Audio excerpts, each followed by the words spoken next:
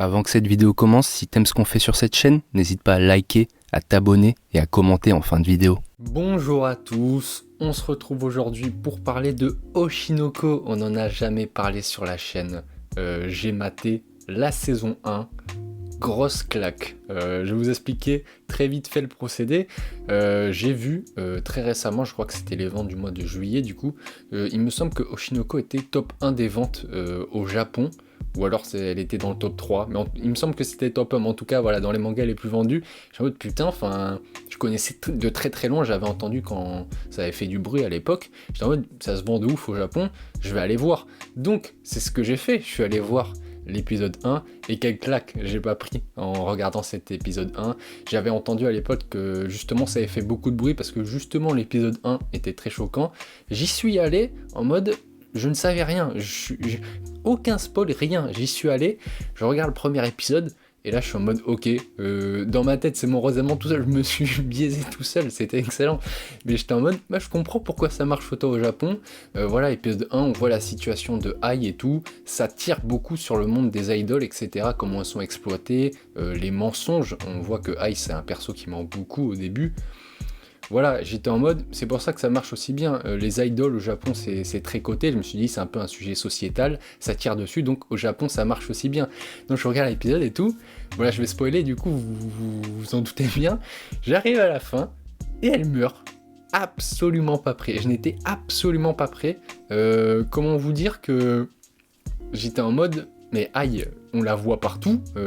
Du très peu que je connaissais d'Oshinoko, on voyait Ai partout, et j'étais en mode, enfin, c'est le perso principal, on va la suivre tout au long de l'œuvre, et voilà, on va un peu développer le perso, on l'a vu vite fait qu'elle avait un background et tout, voilà, j'étais en mode, enfin, on va la suivre, et non, elle meurt, et la scène est super bien faite, c'est très touchant, et du coup, moi, j'étais vraiment parti dans mon délire tout seul, hein. Ah, mais c'est le monde des idoles, donc c'est sûr, elle va la suivre, donc dans ma tête, elle n'allait pas mourir, enfin, impossible, quoi. Et si, et c'était tellement bien fait, que j'étais en mode du coup, attends mais là, enfin, tout indique qu'elle va mourir, c'était parfaitement réalisé, il y avait l'émotion avec ses enfants, etc. Mais il y avait toujours un coin de ma tête qui était en mode, là c'est à réaliser parfaitement, c'est sûr elle va mourir, mais non elle peut pas mourir, c'est le perso principal. Et si, elle meurt, putain. Et du coup, voilà, j'ai pris vraiment une grosse claque. Je suis très très content de n'avoir rien su et de pas m'être fait spoiler. Donc voilà, je reviendrai pas plus sur l'épisode 1. C'était, voilà, je voulais vraiment revenir sur ça. C'est ça qui m'avait marqué. Et du coup, elle meurt dans les bras de son fils. À quoi Ruby, sa sœur qui est derrière la porte. Ça fait un peu bader ça. Mais voilà, elle meurt dans les bras de son fils.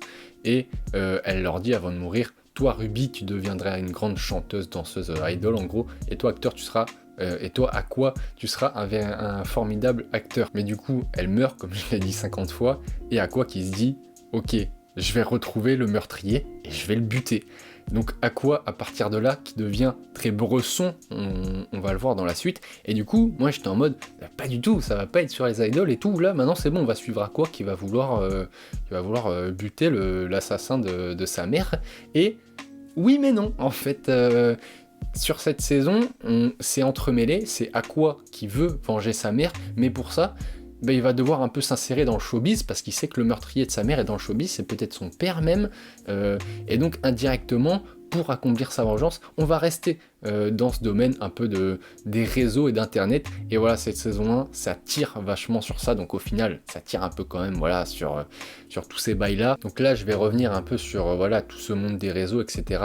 Il y a toujours ce côté vengeance de Aqua, mais j'en parlerai plus tard, après ça. Du coup, on a d'abord, pour commencer, la situation avec Arima Kana. On voit que, voilà, c'était une petite star quand elle était petite, et dernièrement ça s'est un peu cassé la gueule, et là elle joue dans une série, c'est pas l'amour d'éternel, enfin, c'est pas ça, ça c'est la télé-réalité je crois. Bref, je sais plus ce que c'est le nom du truc, elle se donne à fond, elle est en mode ah, vas-y je vais remonter la pente et tout, et en fait on voit que derrière le réalisateur, ben, il en a rien à foutre que la série soit bien ou pas, c'est juste un coup de pub, donc là déjà ça tire. Il y a aussi cette fameuse télé-réalité avec Akamane Kurokawa. Du coup elle là c'est vraiment, pour moi c'est un peu le cœur de cette saison sur cette thématique de voilà, les réseaux, tout ça, tout ce qui est monde des idoles, internet, c'est du mensonge, c'est de la poudre aux yeux pour faire vendre. On voit clairement que les médias, et voilà, là c'est les réalisateurs du coup, manipulent les gens qui regardent vraiment comme ils veulent. Ils ont gardé les rushs du coup du moment où elle baffe, je sais plus, la meuf là, et du coup tout le monde est en mode oh putain regardez là, fait vraiment de la merde et tout, voilà, elle se prend une énorme vague de haine sur les réseaux, et après il y a Aqua et toute la team qui vont faire un montage pour rétablir la vérité et montrer qu'en fait non, elle est cool, tout ça. Ils le font, ça marche, et là le public en mode non, en fait elle est trop sympa. Et voilà, ça tire vraiment sur Showbiz, que ce soit avec Kana, quand on voit que elle se donne à fond, mais les réalisateurs ils en ont un peu rien à foutre. Comment Kurokawa s'est fait un peu, voilà, son image, on la manipule. Au final, on fait dire ce qu'on veut des gens, et ça montre un peu la face sombre de tout ce monde des réseaux et internet. C'est grave dans l'air du temps, c'est pour ça que ça j'en parlerai un tout petit peu plus tard, mais le concept est génial et ça peut pas être plus ancré dans la réalité que maintenant. Mais voilà, ça montre que on ment beaucoup. On voyait Aïe, je vais y revenir, à l'époque, qui était en mode je veux pas leur dire je t'aime tout de suite à mes enfants parce que voilà, dans ce monde des idoles et tout, j'ai toujours menti pour faire vendre, etc. Et là, ça se trouve, si je leur dis que je les aime maintenant, je vais le dire et je vais me rendre compte qu'en fait, ce sera peut-être un mensonge. Donc, il y avait déjà ce délire avec Aïe qui mentait à l'époque, elle l'avait soulevé, et là, on le voit encore. Bon, au final, voilà, avant de mourir, dans une scène très touchante, elle leur dira qu'elle les aime. C'était bien réussi ça quand même. Pour faire un point global sur ce truc-là, voilà, c'est dans l'air du temps, c'est très bien joué. Le concept... ce truc de tirer sur le show business et tout le bordel, et à côté le bail de vengeance, on emploie ce terme très souvent, c'est du génie, donc je vais pas le dire, mais c'est très fort en tout cas. Et il y a un perso qui a été énormément développé en vrai sur ces derniers épisodes de saison 1, c'est Kana. Voilà, vraiment, elle va énormément apporter à Aqua, je pense, les deux vont s'apporter mutuellement. Mais Kana, c'était vraiment pas mal, j'ai bien aimé. Il y avait ce truc du coup, elles ont monté un groupe d'idoles avec la sœur de Aqua, du coup, Ruby, et une autre meuf des réseaux, je sais plus comment elle s'appelle, désolé. Et elles étaient en mode, putain, mais Kana, il faut que tu sois la leaduse, c'est toi qui es le plus à même. Et elle, il y avait grave ce sentiment d'illégitimité. Moi, c'est comme ça que j'ai ressenti. En tout cas, il y a vraiment ce truc en mode genre, elle était petite et les gens du coup avaient des attentes envers elle et elle répondait pas à ses attentes. Et du coup, maintenant, elle est en mode, non, mais je mérite pas. Voilà, elle se fout la presse et elle fait genre que non.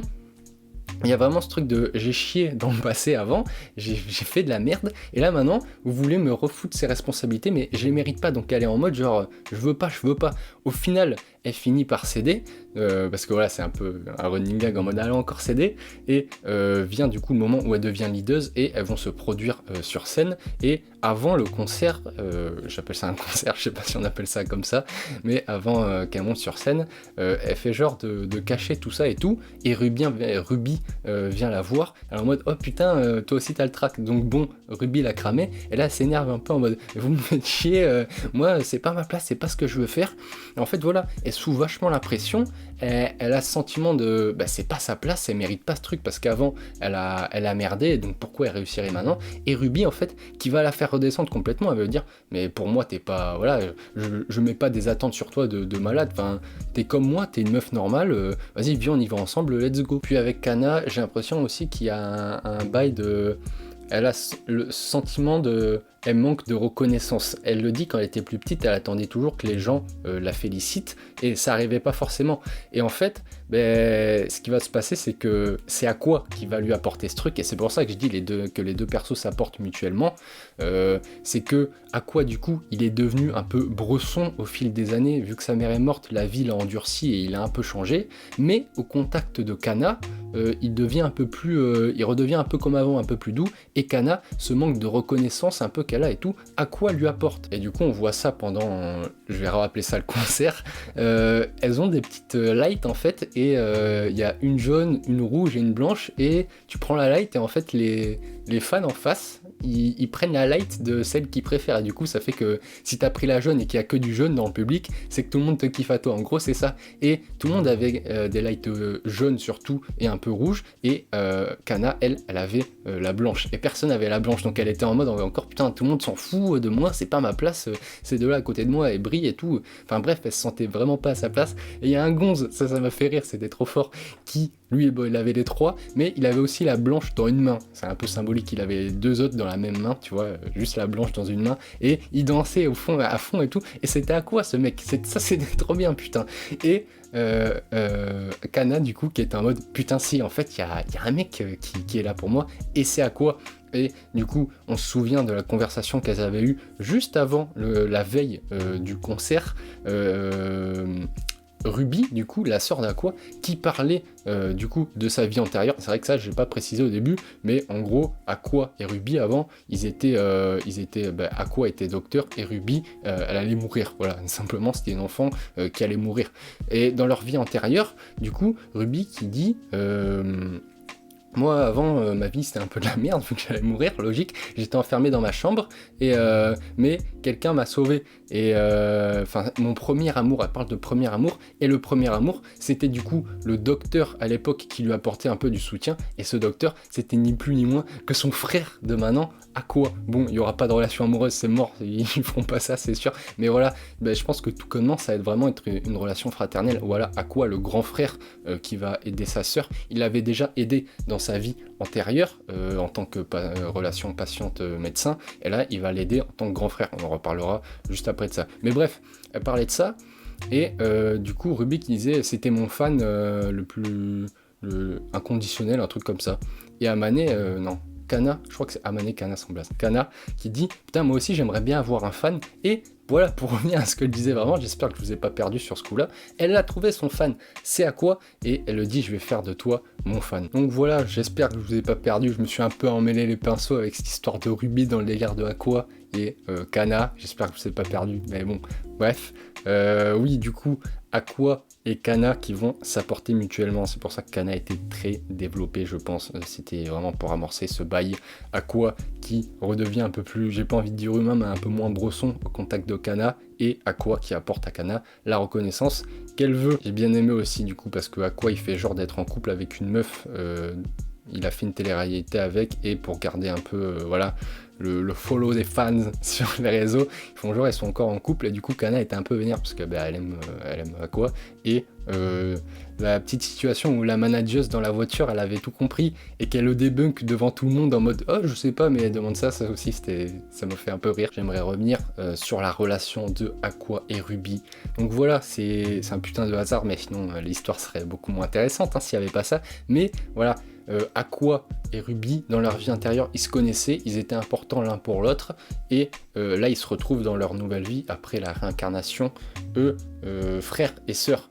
Du coup, Aqua, on voit que c'est un frère poule, il prend beaucoup soin de sa sœur Ruby. Ils se connaissaient dans leur vie d'avant, mais ils se sont pas dit qu'ils étaient maintenant dans leur nouvelle vie. Ruby n'a pas voulu dire à Aqua qui elle était avant. Du coup, viendra le moment où ils vont se rendre compte en fait de qui est qui. Et là, à ce moment-là, ça va être trop bien. On n'est pas prêt de le voir, je pense. Je dis peut-être une énorme connerie, parce que j'en ai pas parlé aussi, mais il y a la saison 2 qui est sortie. Je sais pas, personne n'en parle, c'est bizarre, ça se trouve, on en parle dans la saison 2. Bref, je pense qu'on n'est pas prêt de la voir ce bail, mais j'ai très hâte de voir ça, parce que déjà, en fait, on dirait que c'est des instincts, tu vois. Aqua, en tant que docteur dans sa vie d'avant, il s'appelait Goro, je crois. Il prenait soin de sa patiente, voilà, il prenait soin de Ruby. Et là, dans cette nouvelle vie, c'est pareil. Bon, là, il est un peu plus forcé parce que c'est son frère, mais au final, ils ont changé. Mais leur relation, je trouve, n'a pas tant changé que ça quand tu regardes bien. Et on voit aussi pendant le concert qu'il y a un ancien fan des Bekomachi qui est là. Il est en mode, ouais, bon, ils ont que le nom voilà, de Bikomachi, ils n'ont pas du tout le même talent. Ai était beaucoup trop forte, c'est des merdeux. Au final, il va voir la scène, et du coup, il voit Ruby, et il reconnaît Ai en Ruby, parce que c'est sa fille. Ça aussi, je sais pas si... Je pense qu'un jour, ça sera dévoilé au monde, en fait, quand Ruby aura pris de la popularité. Oh putain, en fait, c'est la fille de Ai, c'est pour ça qu'elle ressemblait tellement et tout. Mais bref, et du coup, il retrouve Ai en Ruby. Voilà, Ruby, l'héritière de Ai, je pense, c'est logique, c'est comme ça que ça va se goupiller. Et pour finir, je parlerai de la vengeance d'Aqua. Pour moi, ouais, le truc le plus intéressant, c'est vraiment le truc qui m'a le plus happé, même si c'est vachement secondaire on voit qu'il accepte les jobs, que ce jouait dans la télé-réalité, dans l'épisode de merde d'avant avec Kana là. En fait, tout ça, c'est pour retrouver son père, possiblement l'assassin de Ai. Du coup, là, on voit qu'à la fin de cette saison, il va encore accepter un rôle parce que c'est un live action d'un super manga qui marche au Japon. Il est en mode putain, les mecs qui vont y être, en fait, c'est les membres d'une troupe de théâtre. Je sais plus comment elle s'appelle la troupe, mais à l'époque, Ai était dans cette troupe. Donc possiblement, son père a fait partie de la troupe, son père qui est possiblement l'assassin. C'est compliqué à comprendre, hein, ce bail. Enfin, c'est moi qui l'explique mal. Mais du coup, voilà, il a accepté le rôle parce qu'il sait que dans ce live action, il va être en contact avec les membres de cette troupe de théâtre. Donc, voilà, on voit que indirectement, il poursuit toujours sa vengeance. À quoi ? Mais du coup, ça le fait participer un peu à tout ce monde du showbiz et ce bail d'acting dont il ne voulait plus. Voilà, il a vu ce que ça a fait à sa mère, le monde des réseaux. Il voulait rester un peu en retrait, il voulait que sa sœur Ruby fasse pareil. Mais apparemment, ça va pas du tout dans cette voie-là. On se souvient que Ai, avant de mourir, ses derniers mots, c'était vraiment en mode « je vous aime » et elle a dit à Ruby qu'elle deviendrait du coup une superbe idole et à quoi qu'il deviendrait un formidable acteur. Mais à quoi il veut plus devenir acteur, il veut juste venger son père, mais en voulant venger son père, il renoue un peu avec cette voie de l'acting. Donc, que va faire à quoi ? À la fin de la saison, il le remet sur le tapis en mode « je ferai tout pour venger ma mère », mais qu'est-ce qui va se passer ? Est-ce qu'il va un peu gâcher sa vie en poursuivant la vengeance et en passant à côté de ce truc d'acting qui peut-être peut être cool et c'est ce que voulait Ai ? Ou est-ce que en suivant du coup cette voie de la vengeance, il va s'engouffrer encore plus dans l'acting et du coup un peu oublier son délire de vengeance au contact de Kana qui le rend un peu moins bresson. Je sais pas trop comment ça va évoluer, mais voilà. Pour faire un point global, c'est ce qui est génial avec cet anime, ce manga. Le thème, c'est trop fort. C'est très très fort. C'est ce bail de vengeance mêlé à ce sujet des réseaux, d'internet, tout ça qui est vachement dans l'air du temps. Ça peut pas être plus ancré que maintenant. Quand on voit que Kurokawa s'est pris une vague d'haine, ça fait tellement penser à la réalité de maintenant, les gens qui se prennent des sauces sur Twitter. Donc vraiment très très bon, c'est trop fort. Et oui, c'est le bordel dans cette review, mais je me demande aussi du coup à quoi il veut venger Ai, mais qui parle ? Est-ce que c'est le fan ? Est-ce que c'est le fils du coup ? Ou est-ce que c'est autre chose ?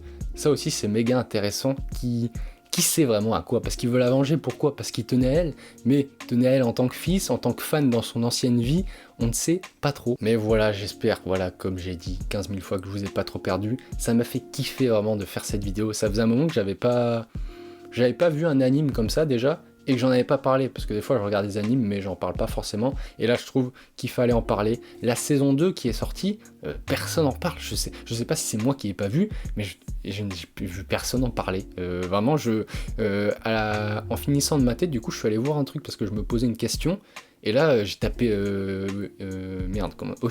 Oshinoko, et j'ai vu marqué saison 2 à côté, je me suis dit ouais ça doit être la date. Non, c'est en cours actuellement, personne n'en parle. Je ferai probablement pas des reviews d'épisodes, j'irai voir une fois que ça sera tout fini, et si c'est aussi bon, eh ben j'en reparlerai. Apparemment, d'après mon collègue, c'est aussi bon, il a vu quelqu'un dire que c'était bon, bref. Donc voilà pour cette review sur Oshinoko. Le truc à tirer, c'est vraiment que le concept est fou. Voilà, ce concept de vengeance d'Aqua mêlé à ce sujet de société qui ne peut pas être plus présent que maintenant, c'est du très bon. Dites-moi ce que vous pensez d'Oshinoko en com. Est-ce que vous regardez la saison 2 ? Est-ce que c'est bien sans spoiler s'il vous plaît ? Et sur ce, je vous souhaite une bonne journée, soirée, car je ne sais pas quand est-ce que vous regardez cette vidéo. Salut les mecs.